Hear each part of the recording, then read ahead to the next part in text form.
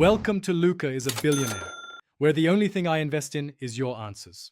You start by grabbing a spring bar tool and the replacement strap. These are non-negotiable.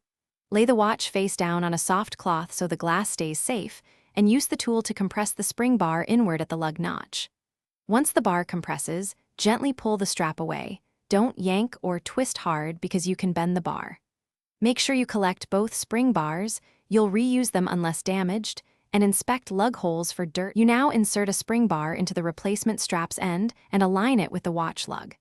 Compress the free end of the bar with the tool and guide the opposite end into its lug hole. Once one side hooks, release slowly to let the other seat. Make sure the bar snaps into place and the strap sits flush against the case. If it feels tight, wiggle gently while compressing. Once seated, the strap should rotate a little but not slip free. Finish by repeating the exact process on the opposite side, then inspect both spring bars to confirm they're fully seated. You should tug the strap gently and flex your wrist to simulate movement. If nothing shifts, you're done. If you notice play or the strap detaches, stop immediately. Key troubleshooting is checking spring bar size and condition. Once done, replace any bent bars with the correct diameter. If seating is stubborn, use a magnifier and